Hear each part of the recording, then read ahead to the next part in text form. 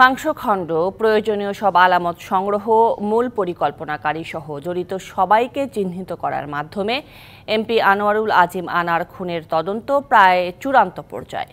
দুই দেশের সম্মিলিত প্রচেষ্টায় এখন পলাতক শাহীন ও সিয়ামকে ফিরিয়ে আনার চেষ্টা চলছে, যদিও এ হত্যার মোটিভ এখনও বের করা যায়নি। মূল পরিকল্পনাকারী শাহীন ছাড়াও এই হত্যায় আরও কারো মদত থাকতে পারে।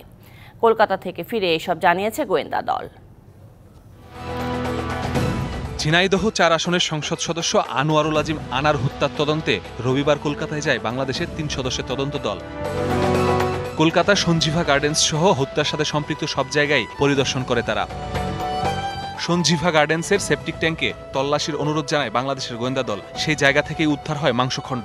৫ দিনের তদন্ত শেষে দেশে ফিরে বিস্তারিত তুলে ধরেন ডিএমপির গোয়েন্দা প্রধান। রাতের বেলা পানির শব্দ শুনতে পেয়েছিল, আমরা ওই ওয়াটার থিওরি পানির শব্দ শুনতে পেয়েছিল, তাহলে তারা ঘন ঘন ফ্লাশ করেছে। তাই ঘন ঘন ফ্লাশ করে তারা কি ফ্লাশ করতে পারে, সেই তত্ত্ব মোটিভের ভিত্তিতে আমরা তখন বললাম যে সুয়েজ লাইন এবং পানির ট্যাঙ্কিটা যদি ভাঙ্গা হয় তাহলে হয়তোবা আলামতের কিছু অংশ পাওয়া যেতে পারে। সেই প্রেক্ষিতে তারা কিন্তু সেটা করেছে। তিনি জানান, এই মামলার সবচেয়ে গুরুত্বপূর্ণ আলামত মাংসখণ্ড সহ মামলার সব প্রয়োজনীয় তথ্য সংগ্রহের মাধ্যমে চূড়ান্ত পর্যায়ে চলে এসেছে। এখন শুধু পলাতক শাহীন ও সিয়ামকে ফেরানো বাকি। ওনাদের কাছেও তো শাহীন মোস্ট ওয়ান্টেড, ওনাদেরকে আমরা রিকোয়েস্ট করেছি, আপনারাও তো। ওনারা আমাদেরকে বলেছে যে হ্যাঁ, আমরা ঊর্ধ্বতন কর্তৃপক্ষের সাথে কথা বলে আমরাও আমাদের যথাযথ প্রক্রিয়া আমরা অনুসরণ করব। আর আমরাও ইতিমধ্যে আমাদের ইন্সপেক্টর জেনারেল পুলিশের মাধ্যমে ইন্টারপোলকে অবহিত করেছি।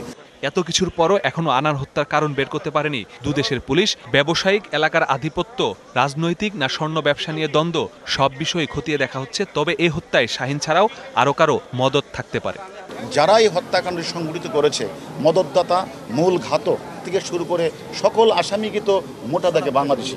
অতএব আমাদের মূল কাজ হবে এখন হত্যার সব কিছু তো আমরা মোটামুটি আমাদের নখদর্পণে চলে আসছে এবং কনক্লুসিভ পর্যায়ে আমরা নিয়ে এসেছি। বাকিদের জন্য আমরা কাজ করছি। আমরা শীঘ্রই তাদেরকে আইনের আওতায় বিচারের মুখোমুখি আমরা দাঁড় করাবো। গত 12ই মে চিকিৎসার জন্য কলকাতায় যান এমপি আনার। পরে ওঠেন তার এক বন্ধুর বাসায়। সেখান থেকে ডাক্তার দেখানোর কথা বলে বেরিয়ে নিখোঁজ হন তিনি। Masudur Rahman, DBC news, Dhaka.